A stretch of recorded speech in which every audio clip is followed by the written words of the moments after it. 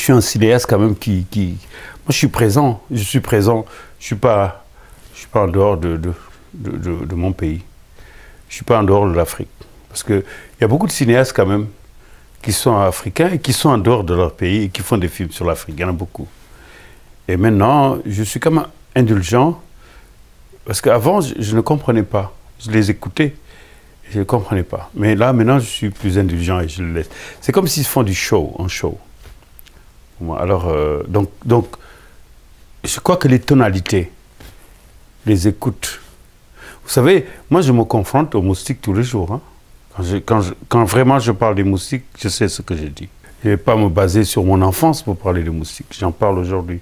Quand il y a quand même une catastrophe ou bien quelque chose qui ne va pas chez moi, je ne sais pas, je suis là. Donc le fait que je parle de la pirogue, tu vois, de ces jeunes-là qui partent, en fait, même si tu n'en parles pas, c'est que tu le vois, c'est palpable. Parce que j'ai dit tout à l'heure que nous sommes des gens de la mer. Donc les gens qui partent en mer, tu les vois tous les jours. Même s'ils ne sont pas des jeunes, c'est des pêcheurs, tu les vois. Parce que nous mangeons du poisson tous les jours. Nous sommes au fait, des Bretons, là, je ne sais pas. Mais la mer, elle est présente, elle est là. C'est que tu peux pas, dans une journée, ne pas voir la mer à Dakar. C'est pas possible. C'est une ville où tu vois la mer tout le temps. C'est un pays où on voit la mer. Tout le temps. Parce qu'elle est des deux côtés. Il te surveille. Donc, ce film, même inconsciemment, je commençais à m'intéresser. Je ne dirais pas m'intéresser, mais c'est le film même qui s'intéresse à toi. C'est le sujet qui s'intéresse à toi, parce qu'il est là.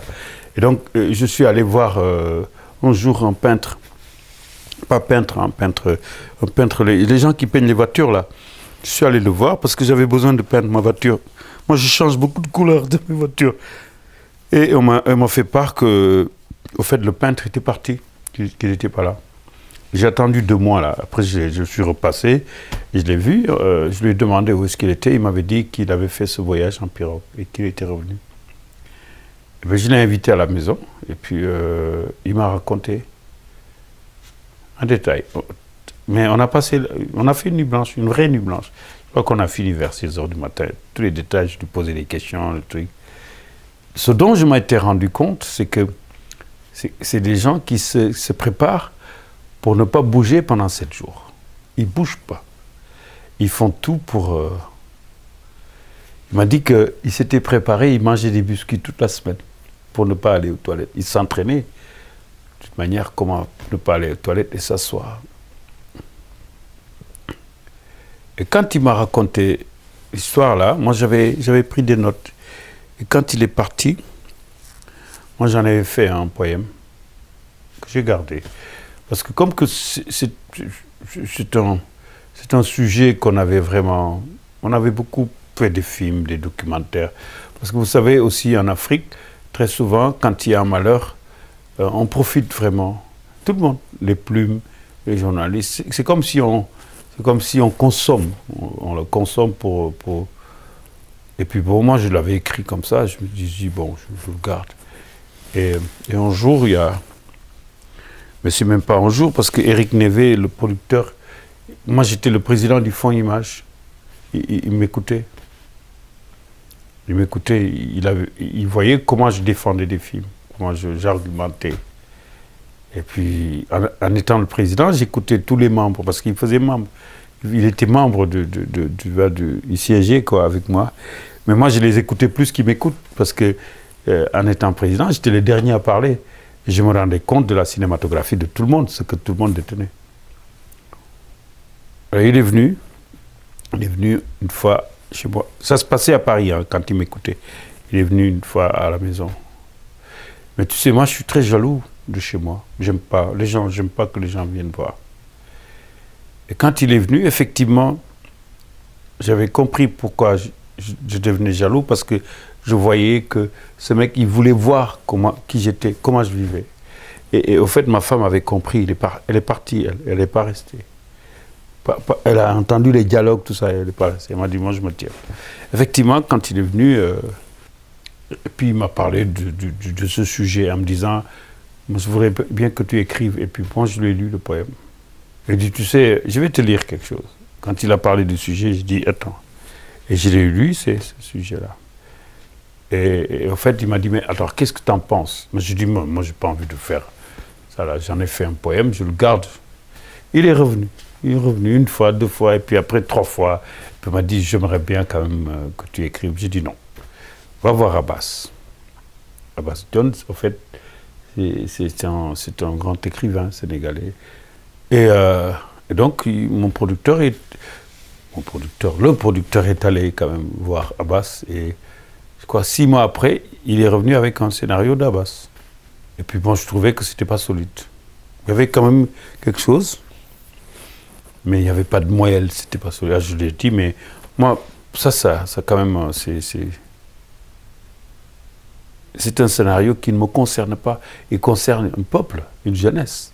Moi, je ne peux pas m'engager s'il n'est pas solide. Après, il est revenu, quelques mois après, avec un autre scénariste, David Boucher, que j'ai vu hier. Et il est revenu avec un autre scénariste. Quand j'ai lu ça, il voulait que je me mette en contact avec le type. Là, quand j'ai lu, j'ai trouvé faible. Et le petit jeune homme, là, il m'a appelé. Là, il m'a dit, Moussa, un grand, il m'a dit, grand frère, tu sais, tu vois, le scénario. Moi, je lui dis, je trouve que c'est faible. Je crois que ça l'a un peu frustré. Et puis, parce que je sentais que lui, son grand problème, c'était parce que c'était clos, c'était dans un... Alors que moi, c'est ça qui m'intéresse. Il n'est même pas allé voir...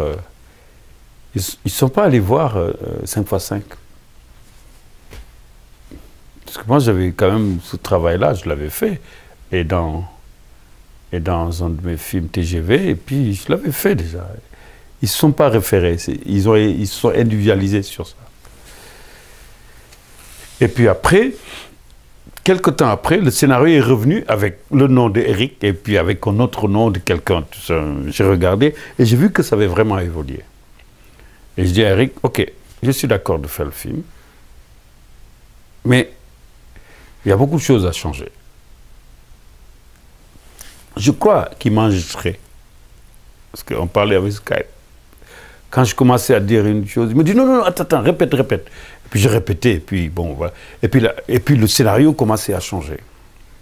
Mais vous savez, moi je suis un peu méfiant, hein, comme individu. Hein. Je suis très, très méfiant. Je ne donne pas ce que j'ai là, cinématographiquement. Je ne le donne pas comme ça. Je ne le donne pas, il faut vraiment que... Et donc je donnais, parce qu'au départ, il y avait le mariage. Dans le film, j'ai dit, mais attends, tu connais la subtilité d'un mariage sénégalais? Comment tu peux écrire? Parce que lui, il avait une maison à Gorée. Et il se basait de ce qui se passait. Son regard de là, et il remettait les choses. Tu vois, comme une copier. Mais toute la subtilité, il ne la connaissait pas. Donc je dis, mais non, le film, il ne va pas commencer... Il ne commencera pas comme ça, il faut le commencer par la lutte. Hop, il est parti sur la lutte. Mais parfois, c'était rocamblexe parce qu'il revenait avec un flashback. Je dis, mais où est-ce qu'il a pris un flashback? Et puis moi, je lui disais, mais je ne comprends pas. Ah, il me dit, oui, tu as raison. Tout de suite, ça a changé. Donc le scénario a été façonné de cette manière. Et un jour, il m'a demandé si je voulais être crédité. J'ai dit non. J'ai dit non, je veux juste avoir... tu continues le travail, on discute, on dialogue, moi je change, on va changer les choses, des tas de trucs. Mais quand on aura tout fini, moi je te dirais que être crédité pour moi, c'est avoir la liberté. Quand on est d'accord sur un scénario, de faire vraiment ce dont on est d'accord ou ce que je suis d'accord. Donc c'est ça. Voilà, je laisse le film et puis il a été fait. Et puis bon, pour moi, tout film a été déjà fait. C'est les regards qui diffèrent. Une manière, tu vois. Donc moi j'ai regardé, il y a tellement de films qui ont été faits dans la mer avec des gens, avec la même chose, des gens qui partent et qui meurent, et où il y a des tempêtes. Donc je suis allé voir Master Commander. J'ai regardé à fond. J'ai regardé L'Homme et la mer. J'ai tout regardé.